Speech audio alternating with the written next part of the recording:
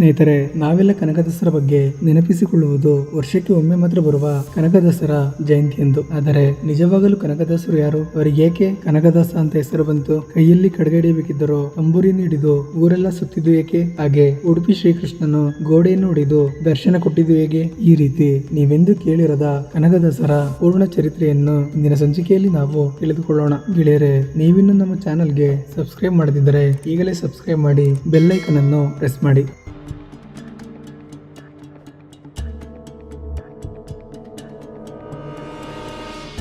ಹಾವೇರಿ ಜಿಲ್ಲೆಯ ಬಾಡ ಎಂಬ ಒಂದು ಗ್ರಾಮದಲ್ಲಿ ವೀರಪ್ಪ ಮತ್ತು ಬಚ್ಚಮ್ಮ ಎಂಬ ಇಬ್ಬರು ದಂಪತಿಗಳಿಗೆ ಮದುವೆಯಾಗಿ ತುಂಬಾ ವರ್ಷಗಳು ಕಳೆದರೂ ಮಕ್ಕಳಿರುವುದಿಲ್ಲ. ಹಾಗೆ ಒಂದು ದಿನ ಅವರು ತಿರುಪತಿ ತಿಮ್ಮಪ್ಪನ ದರ್ಶನ ಪಡೆದು ಬರುತ್ತಾರೆ. ಸ್ವಲ್ಪ ದಿನಗಳು ಕಳೆದ ನಂತರ ಬಚ್ಚಮ್ಮ ಗರ್ಭವತಿ ಆಗುತ್ತಾಳೆ. ನಂತರ ಬಚ್ಚಮ್ಮ ಒಂದು ಗಂಡು ಮಗುವಿಗೆ ಜನ್ಮವನ್ನು ನೀಡುತ್ತಾಳೆ. ಆ ಮಗು ತಿರುಪತಿ ತಿಮ್ಮಪ್ಪನ ವರದಿಂದ ಜನಿಸಿದ್ದರಿಂದ ಆ ಮಗುವಿಗೆ ತಿಮ್ಮಪ್ಪ ಅಂತಾನೆ ನಾಮಕರಣ ಮಾಡುತ್ತಾರೆ. ತಿಮ್ಮಪ್ಪನನ್ನು ಅವರ ತಂದೆ ತಾಯಿ ತುಂಬಾ ಮುದ್ದಾಗಿ ಸಾಕುತ್ತಾರೆ. ಅವರು ವಾಸವಿದ್ದಂತಹ ಪ್ರದೇಶ ವಿಜಯನಗರ ಸಾಮ್ರಾಜ್ಯದ ಆಡಳಿತಕ್ಕೆ ಒಳಪಟ್ಟಿತ್ತು. ಕನಕದಾಸರು ಅಂದರೆ ಆಗಿನ ಕುರುಬ ಜನಾಂಗದಲ್ಲಿ ಹುಟ್ಟಿದ ತಿಮ್ಮಪ್ಪ. ಕನಕದಾಸರ ತಂದೆ ವಿಜಯನಗರ ಸಾಮ್ರಾಜ್ಯದಲ್ಲಿ ಸೇನಾಧಿಪತಿಯಾಗಿದ್ದನು. ಇದರಿಂದ ವೀರಪ್ಪ ನಾಯಕ ತನ್ನ ಮಗ ತಿಮ್ಮಪ್ಪನಿಗೆ ಅಂದರೆ ಕನಕದಾಸರಿಗೆ ಕುದುರೆ ಸವಾರಿ, ಕುಸ್ತಿ, ಕತ್ತಿ ಒರಸೆ ಮತ್ತು ಸಕಲ ವಿದ್ಯಾಭ್ಯಾಸಗಳನ್ನು ಕೂಡ ಕಲಿಸುತ್ತಾನೆ.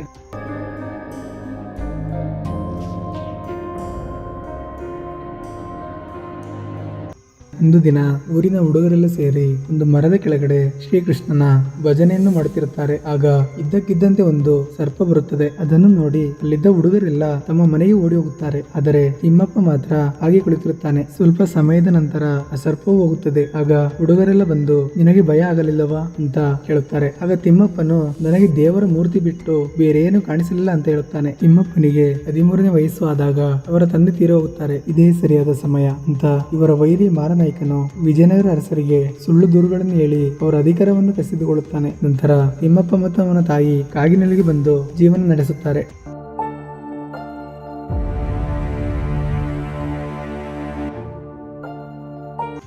ತಿಮ್ಮಪ್ಪ ದೊಡ್ಡವನಾದ ಮೇಲೆ ಒಂದು ದಿನ ಭೂಮಿಯನ್ನು ಅಗೆಯುವಾಗ ಒಪ್ಪರಿಗೆಯಲ್ಲಿ ಚಿನ್ನ ಸಿಗುತ್ತದೆ. ಆ ಸಮಯದಲ್ಲಿ ತಿಮ್ಮಪ್ಪನು ತನಗೆ ಸಿಕ್ಕ ಚಿನ್ನವನ್ನು ತನ್ನ ಮನೆಯಲ್ಲಿ ಗುಟ್ಟಾಗಿ ಇಟ್ಟುಕೊಳ್ಳದೆ ಬದಲಾಗಿ ಎಲ್ಲ ಚಿನ್ನವನ್ನು ಊರಿನ ಜನಗಳಿಗೆ ದಾನ ಮಾಡುತ್ತಾನೆ. ಈ ರೀತಿ ತಿಮ್ಮಪ್ಪನಿಗೆ ಚಿನ್ನ ಸಿಕ್ಕಿದ ಕಾರಣ ಊರಿನ ಜನರೆಲ್ಲ ಈತನನ್ನು ಕನಕ ಎಂದು ಕರೆಯಲು ಶುರು ಮಾಡಿದರು. ಈ ನಡುವೆ ಅಧಿಕಾರವನ್ನು ಕಿತ್ತುಕೊಂಡಿದ್ದ ಮಾರನಾಯಕನಿಗೂ ಮತ್ತು ಕನಕನಿಗೂ ಸಣ್ಣದಾಗಿ ಒಂದು ಯುದ್ಧ ನಡೆಯುತ್ತದೆ. ಈ ಯುದ್ಧದಲ್ಲಿ ಕನಕನು ಗೆದ್ದು ಬಿಡುತ್ತಾನೆ. ಕನಕನ ಶಕ್ತಿ ಮತ್ತು ಪ್ರಾಮಾಣಿಕತೆಯನ್ನು ಕಂಡ ವಿಜಯನಗರದ ಅರಸರು ಕನಕನನ್ನು ಪಂಗಪುರದ ದಂಡನಾಯಕನನ್ನಾಗಿ ಮಾಡುತ್ತಾರೆ. ಇದರಿಂದ ಕನಕನಾಗಿದ್ದವನು ಕನಕನಾಯಕನಾಗಿ ಹೆಸರುವಾಸಿಯಾಗುತ್ತಾನೆ.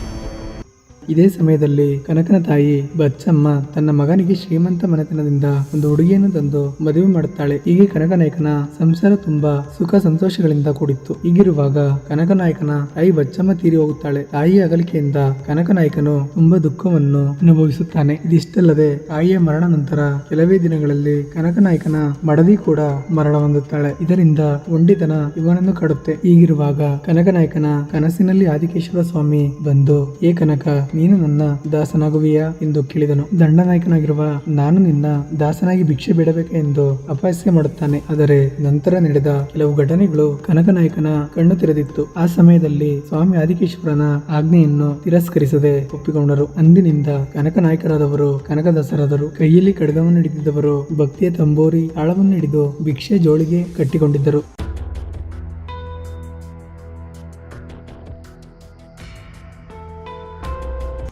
ಆಗಿನ ಕಾಲದ ಗುರುಗಳು ವ್ಯಾಸರಾಯರ ಹತ್ರ ಹೋಗಿ ನನಗೆ ದೀಕ್ಷೆಯ ಮಂತ್ರವನ್ನು ಹೇಳ್ಕೊಡಿ ಎಂದು ಕೇಳುತ್ತಾನೆ. ನಂತರ ವ್ಯಾಸರಾಯರು ಕನಕದಾಸರನ್ನು ತನ್ನ ಶಿಷ್ಯನಾಗಿ ನೇಮಿಸಿಕೊಳ್ಳುತ್ತಾರೆ. ಒಬ್ಬ ಕೀಳು ಜಾತಿಯ ಕನಕದಾಸರನ್ನು ವ್ಯಾಸರಾಯರು ತಮ್ಮ ಶಿಷ್ಯನಾಗಿ ನೇಮಿಸಿಕೊಂಡಿದ್ದು ವ್ಯಾಸರಾಯರ ಇತರ ಶಿಷ್ಯರಿಗೆ ಇಷ್ಟ ಬರಲಿಲ್ಲ. ವ್ಯಾಸರಾಯರು ಕನಕದಾಸರ ಜ್ಞಾನವನ್ನು ತಮ್ಮ ಇತರ ಶಿಷ್ಯರಿಗೆ ಅರ್ಥ ಮಾಡಿಸಬೇಕು ಅಂತ ತಮ್ಮ ಇತರ ಶಿಷ್ಯರನ್ನೆಲ್ಲ ಕರೆದು ಪ್ರತಿಯೊಬ್ಬರಿಗೂ ಒಂದೊಂದು ಬಾಳೆಹಣ್ಣು ಕೊಟ್ಟು ಆ ಹಣ್ಣನ್ನು ಯಾರು ಇಲ್ಲದಿರುವಂತಹ ಜಾಗದಲ್ಲಿ ತಿಂದು ಬನ್ನಿ ಅಂತ ಹೇಳುತ್ತಾರೆ. ಪ್ರತಿಯೊಬ್ಬರು ಒಂದೊಂದು ಸ್ಥಳದಲ್ಲಿ ಬಾಳೆಹಣ್ಣನ್ನು ತಿಂದು ಬರುತ್ತಾರೆ. ಆದರೆ ಕನಕದಾಸರು ಮಾತ್ರ ಬಾಳೆಹಣ್ಣನ್ನು ತಿನ್ನದೆ ವಾಪಸ್ ತೆಗೆದುಕೊಂಡು ಬರುತ್ತಾರೆ. ಕನಕ, ನೀನೇಕೆ ಬಾಳೆಹಣ್ಣನ್ನು ತಿಂದಿಲ್ಲ ಎಂದು ಕೇಳುತ್ತಾರೆ. ಗುರುಗಳೇ, ದೇವರು ಎಲ್ಲಾ ಕಡೆಯೂ ಇದ್ದಾನೆ, ಆದ್ದರಿಂದ ನನಗೆ ತಿನ್ನಲು ಯಾವುದೇ ಸ್ಥಳ ಸಿಗಲಿಲ್ಲ, ಹಾಗಾಗಿ ವಾಪಸ್ ತಂದಿದ್ದೇನೆ. ಈ ಮಾತನ್ನು ಕೇಳಿದ ಇತರ ಶಿಷ್ಯರು ಸುಮ್ಮನಾಗುತ್ತಾರೆ.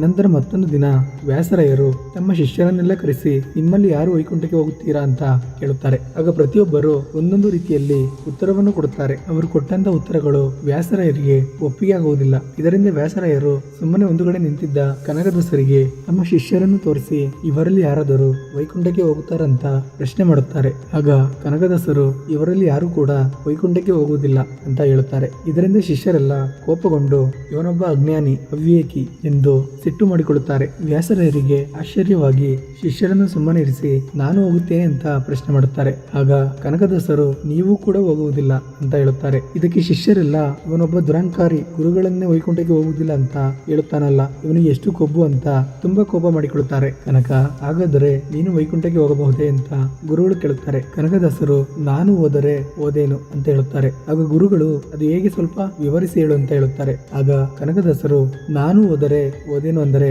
ನಾನು ಎಂಬ ಅಹಂಕಾರವನ್ನು ಮನುಷ್ಯ ತೊರೆದರೆ ಮಾತ್ರ ವೈಕುಂಠಕ್ಕೆ ಹೋಗಬಹುದು ಅಂತ ಹೇಳುತ್ತಾರೆ. ಇದನ್ನು ಕೇಳಿದ ಎಲ್ಲರಿಗೂ ಆಶ್ಚರ್ಯವಾಗುತ್ತದೆ. ಗುರುಗಳಾದಂತಹ ವ್ಯಾಸರಾಯರು ಕನಕದಾಸರನ್ನು ಆಡಿ ಹೊಗಳಿದರು.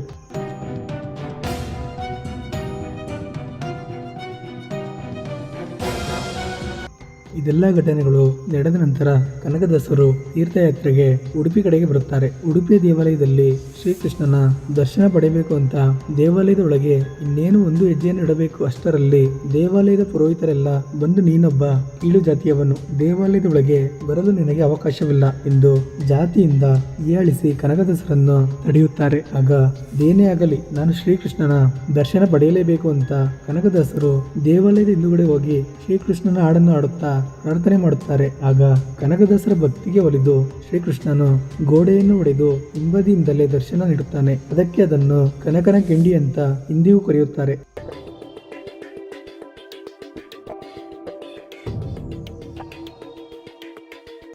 ನಂತರ ಕನಕದಾಸರು ಊರು ಸುತ್ತಿ ಅನೇಕ ಅವಮಾನಗಳನ್ನು, ಜಾತಿ ನಿಂದನೆಗಳನ್ನು ಅನುಭವಿಸಿ ಕೊನೆಗೆ ಆದಿಕೇಶವ ಸ್ವಾಮಿಯ ದೇವಾಲಯಕ್ಕೆ ಹೋಗಿ ಬಾಗಿಲು ಹಾಕಿಕೊಂಡು ಹೊರಗಡೆ ಬರಲೇ ಇಲ್ಲ ಎಂದು ಹೇಳುತ್ತಾರೆ. ಆಗ ಕನಕದಾಸರು ಏನಾದ್ರು ಅಂತ ಎಲ್ಲರೂ ಸೇರಿ ಬಲವಂತವಾಗಿ ಬಾಗಿಲನ್ನು ತೆರೆದಾಗ ಕನಕದಾಸರು ಅಲ್ಲಿ ಇರುವುದೇ ಇಲ್ಲ, ಬದಲಾಗಿ ಅವರ ಒಂದು ಚಿಕ್ಕದಾದ ಮೂರ್ತಿ ಮಾತ್ರ ಇರುತ್ತದೆ. ನಂತರ ಕನಕದಾಸರು ಆದಿಕೇಶವನಲ್ಲಿ ವಿಲೀನವಾದ್ರು ಅಂತ ನಂಬಲಾಗಿದೆ. ಈ ರೀತಿ ಕನಕದಾಸರು ಹಲವಾರು ಜಾತಿ ನಿಂದನೆಗಳನ್ನು, ಸಂಕಷ್ಟಗಳನ್ನು ಅನುಭವಿಸಿ ಕೊನೆಗೆ ಯಾರಿಗೂ ತಿಳಿಯದಂತೆ ಕಣ್ಮರೆಯಾದರು.